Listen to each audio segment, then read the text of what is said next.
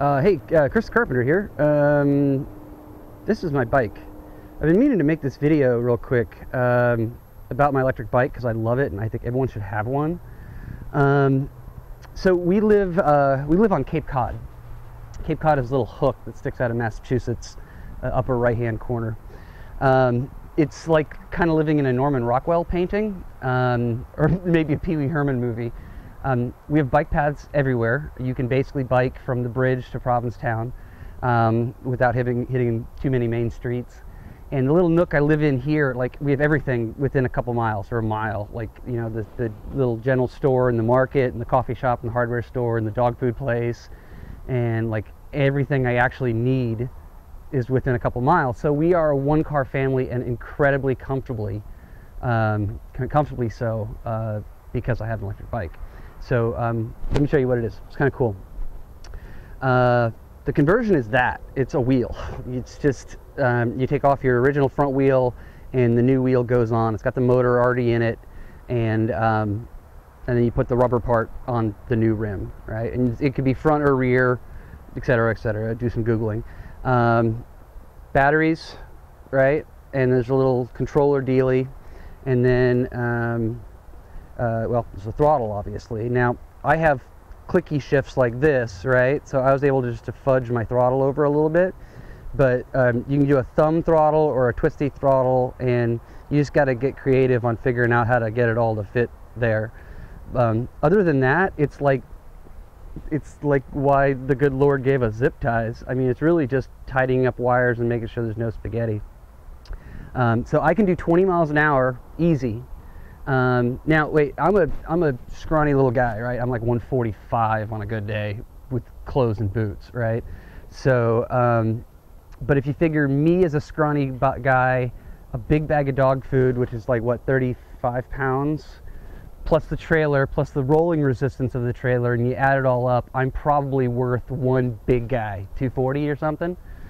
And so at that, full bag of dog food plus a couple groceries, the rolling resistance of the trailer plus me, I can still do 20 miles an hour. And in terms of range, the range is a lot farther than I'd ever want to go. You're not pedaling, but you're still on a bike. And I think my range is probably maybe 15, 20 miles if I'm gentle, you know, on the throttle. But who the hell would want to go 20 miles? So here's my story. Oh, hey, so these are the folks, right? These guys, e-bike kit, they're good folks. So I got my kit and I put it on in a Saturday afternoon, and then I rode it like 6 times, and my switch crapped out, just the main on-off switch, and it died because switches die. It's probably the cheapest part on the whole thing, you know, a 39-cent switch, but what the hell, you know, parts break.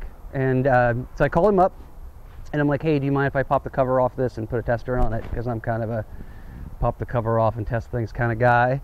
Was able to, through some really simple tests, to figure out it's a switch.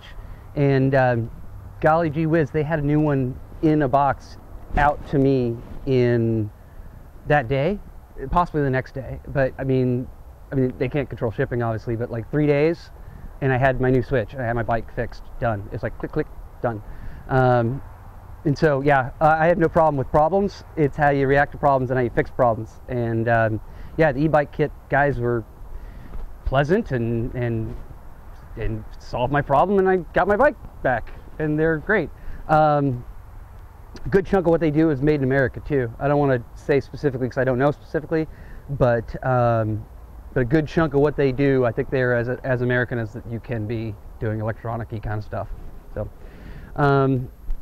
So there you go. There's my bike, and there's my little promo for the e-bike kit, guys. I love my bike, and I can go everywhere, and I can get anything I want, and it looks like a bike, so no one gives you a stink. Like, you can go on the bike path 18, 20 miles an hour, you know, cruise by, pretend like you're pedaling sometimes if you go by someone that might think a motorized vehicle, you know.